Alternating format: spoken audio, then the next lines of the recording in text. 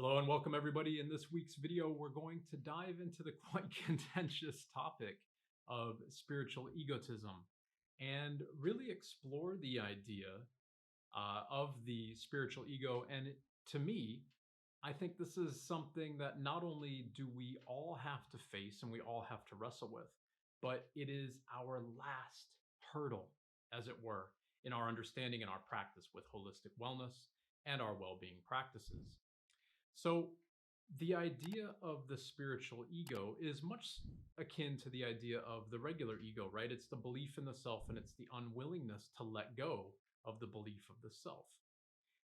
And so, what is it then that makes the spiritual ego in particular a trap? What is it that makes the spiritual ego particularly difficult to work with?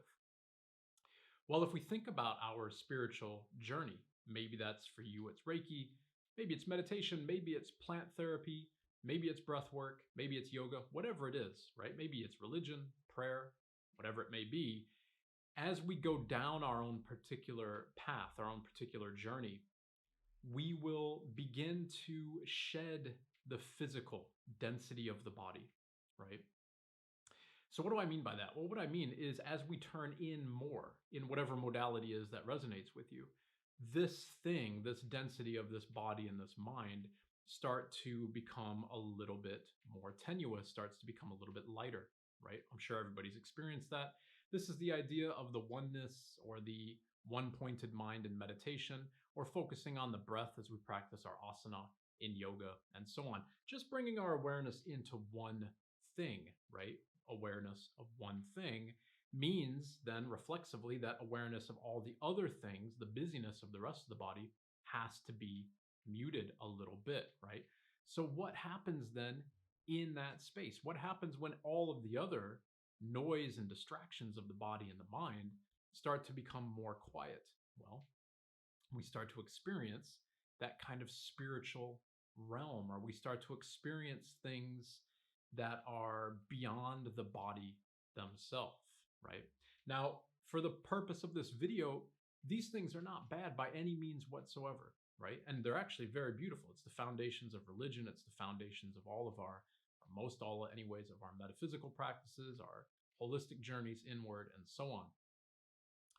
So, what is it though? What is it that people experience? Well, everybody experiences this differently, but that could be when you start to channel, when you feel a movement of energy through the body, when you feel that you're connecting with your clairs, when you are becoming clairvoyant, clairaudient, and so on. When we feel that we're downloading information, when we feel that we are leaving the body, astral traveling, all of these types of things, right? So these are the kind of experiences, it's heavy to say, but so I don't want to say like the supernatural or superhuman experiences, because they're not. They're just another aspect of our own reality, right? So they are experiences that are beyond our physical nature, anyways. I think that's pretty safe to say without any type of weight on the statement. Any type of experience that's beyond our physical awareness, our awareness in our realm, in our 3D realm, right? The sensory awareness, as it were. When the senses start to soften, then we become exposed to this kind of supernatural world, or this external world, right? Well, what does that have to do with spiritual egotism? And indeed, why is it that we experience that? Okay. So I think the best way to discuss this, first and foremost, is to look at the symbol for medicine, which is the calculus, which I'll show here. If you notice in the symbol, there's a central column, right? There's the central staff. Now, that central staff is symbolic of our spine, okay? And then you notice that spiraling up the staff are two different snakes. Now, those two different snakes, especially if you have a yogic background, this will be very familiar to you. Those two snakes represent our feminine, our left side, and our masculine, our right side, okay? They represent the duality of energy as it moves through our body, as it snakes through our body. And so from a yogic perspective, the feminine snake is called Ida Nadi, the masculine snake is called Pingala Nadi, and that central staff is called Sushumna Nadi.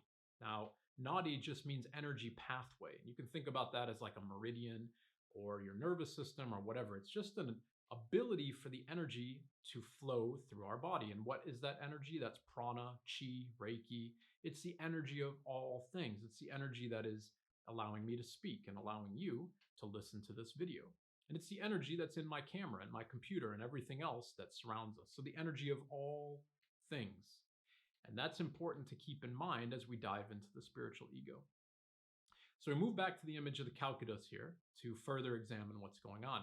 Notice how the snakes move up that central staff and they cross over the central staff, right? They crisscross over the central staff. Now, where they crisscross is aligned with our chakras. Now, of course, many of you already know this, but the chakra is a focal point, to put it very simply, of the energy in the body. In reality, what these are clusters of nerves, like the cardiopulmonary nerve plexi for the heart, or the sacral nerve plexi, right, for the sacrum in the hips. So when we're looking at where these snakes crisscross over the body, they're roughly aligning to each one of the chakras. Now, why is that important? Because of the meaning of each of the chakras, right? And in particular here with the calculus, you notice that the snakes come all the way up. Those snakes come out and then they're attaching or connecting the very top of the staff. So what is that central ball? Well, that central ball is ajna, the third eye, right? And it's the top of the staff. If you literally think about your spine as, obviously our spine is S-shaped, but think about it as a straight line, then at the very top is the brain, right? The brain stem. And that's kind of that ball that's represented by the top of the staff. So why is it interesting or important that the snakes come into ajna? Well, the ajna, or the third eye, is our ability to see beyond, right? It's our ability to see beyond the realm of the human condition or the human experience, as it were. So it's our ability to connect into these things, the ability to connect into out-of-body experiences, to channeling, and so on, right? It's interpreted and understood by ajna, the third eye, okay? And here we have a really interesting then understanding as to what the spiritual ego might actually be. As the snakes are moving through our physical and mental existence, our body, through the chakras, through all of our meridians, they're moving through. So your entire story, as it were, is being recognized by the flow of energy through your body. And then its final interpretation is with ajna, the third eye, as again shown in the calculus here, right? So we are interpreting then via the third eye our total experience, right? Our total experience. However, when we're interpreting this, notice what we're doing. We're keeping an active mind. We're keeping an active mind engaged in the interpretation of the self, right? And that's not necessarily a bad thing. There might be things that we need to learn. There might be things that we need to understand about ourselves. There might be pieces of information on our own healing journey that we're going to be able to glean from this experience and assimilate into our journey, so that outside of our practice, we can further better our journey, or we can move further along on our journey. That's not a problem, right? That's fantastic. That's why we do some of this work. However, notice what happens on the calculus above the staff. There's these wings that extend out to the left and the right, right? And if we think about the chakras as we go up to ajna, the third eye, there's one more chakra that we haven't included here in this conversation, and that's not represented on the calculus by the staff. And that is the chakra external to our body, which is the crown, Sahasrara, right? The crown chakra, the energy meridian or the energy center that is slightly above our head. In Buddhism, this is discussed quite often as the 1,000-petal lotus, right? The unfurling of this story as it transmits itself to the universe. And so what does that then have to do with the spiritual ego? Well, remember, egotism, or the ego, is the belief in the self, right? It's pride or belief in the self. And so as we have these really grandiose experiences as the energy moves through the body, and it is interpreted by ajna, by the third eye, as channeling, as downloads, as interpretations of beings, as ability to heal with Reiki, as ability to open chakras and do all of these fanciful things that we talk about or we can quite often hear in the metaphysical space, in our wellness practice, and so on. That's all belief and interpretation by the mind, right? So it's all attachment and it's all here in our mind. If we can't let go of the mind, then we can't turn in to the universe and our lotus can't unfold, right? The 1,000 petals can't be recognized because the energy that should be traveling through the body and up and out is getting trapped by our own delusions of the mind in ajna, in the third eye, right? That's not meant to sound heavy. That's not like it's a criticism of our experience. Hopefully, what it is an encouragement to recognize that we are having these experiences and allow them to happen, right? Allow ourselves to let go even when we are channeling or experiencing something that is probably supernatural or superhuman.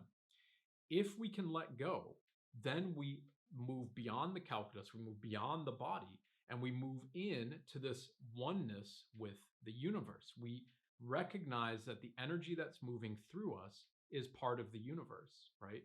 If we only stay within the duality of those snakes on the calculus, then we are only staying within the duality of the masculine and the feminine energies in our body, respectively.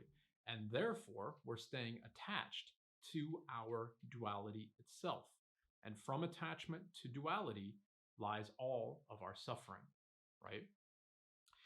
So when we are working in our spiritual practice, these things happen all the time. They come up all the time. I'm sure all of you can think in your own journey, in your own practice, when belief comes up or belief or experience of the supernatural comes up and so on. That's amazing. That's why we're doing this work. These experiences are why we're doing this work, right? So they are not bad. They're not wrong. The problem here is our attachment to those experiences.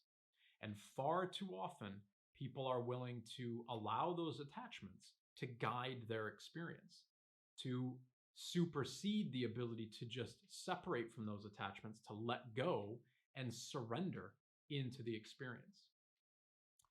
One of the ways that I speak about this in my trainings, in my Reiki trainings in particular, is that when we are channeling something or when we are feeling that we are in connection with the Amitabha Buddha or with the Virgin Mary, or fill in the blank with any deity or presence that you wish here, maybe your deceased relatives or whatever it may be, right? When this thing that I call Bruce is in connection with that type of supernatural energy, the best thing that I can possibly do is shut up, right? The best thing that I could possibly do is allow that experience to flow through me, which in reality means it's the energy of all things, Reiki, prana, chi, again, whatever you want to call it, flowing through my body and leaving the body, and then flowing through again and leaving, like a cyclical flow of energy. That in Reiki is what we call being a conduit of Reiki, allowing the energy just to flow. The last trap is the mind, right? The last trap here is the mind. Well, what evidence do we have for that, right? Well, look at Reiki. If we are in our own practice, if you look at the traditional hand placements of Reiki, why is it that we start here? We start on the head to quiet the mind. Because if the mind is busy, we can never let go. We can never become a conduit of Reiki. So when we are feeling these kind of supernatural experiences in our own practice and so on, let go of those experiences if we can. Always try to let go, right? The practice is nothing special. The experience of the deity is nothing special. The energy or the information or the belief or the circumstance or the images or the voices, everything that we experience in that moment is absolutely not special at all. It's completely inconsequential. It's completely meaningless. And let me explain why. I hope everybody didn't just drop the video out of disgust there, because I don't actually mean that. What I really mean here is if we start to view these experiences with meaning, with attachment, with belief, like, oh, I can get into this meditative state and I'm so enlightened and I can feel all this stuff and blah, blah, blah. Then we attach by the mind and we start suffering again, right? And so what I really mean by these things are not special or they don't have any meaning is that the meaning and the belief of it being special is always here. If we can quiet this, then it simply flows through us, right? If we can do that, then we soften our spiritual ego. We soften the need or the necessity for story and belief and attachment. And we simply allow the energy of all things then to flow through us consistently and hopefully with a little bit more freedom and a little bit less resistance. It's right here in the staff, right, of the Calcutta. It's right here in front of us, and we've seen it. We're familiar with this image our whole life. We've seen it our whole life. The image is right there trying to tell us to let go, right? We have to let go. Now, that's the trickiest bit, letting go. Actually, I think the trickiest bit is admitting that you need to let go. I think most people listening to this are going to believe, oh yeah, no, I totally let go all the time. You know, it's not me, it's not in my practice. Yet then we'll go into a Reiki setting or to a shamanic journey or whatever and be fully attached, guide people, channel things, tell them where they're going, tell them this, give them information, download this, open chakras, balance energy, do all of these things that are all framed in the awareness and the attachment of the mind, right? Let go. Let go of the belief of yourself. Let go of the belief of your practice. Let go of the belief of your Reiki practice, of your connections. Let go of the belief that you're somehow special, right? Let go of all of that stuff. And in particular, remember, we're human, right? So I'd have to do this all the time. These things come up and my mind is like, that's it. It's so amazing. There it is again. Let go, Bruce. Let go, let go, let go. I probably cycle through that type of experience more times than I'm willing to even wanting to count or admit in a general Reiki session or a general self-meditation practice or whatever it may be. It's always cycling through the body, always, right? As soon as we become detached, then we start our process of attachment yet again. So we have to constantly work on detaching from belief, from story, from ego, from pretense, from all of those things, right? That's why in the practice of Reiki and meditation and psychedelic space and all of that type of stuff, the one common denominator is detachment. Detachment to be able to turn inward, right? If you look at the videos here on my channel, you're going to see that is the consistent topic in many of my videos. Turn in. You need to turn in. You're working on somebody else, turn in. When you're working on somebody else and you feel the energy movement through your body and you get into ajna and you're interpreting the session, turn in and let go so you can become the 1,000-petal lotus and allow the energy to just flow.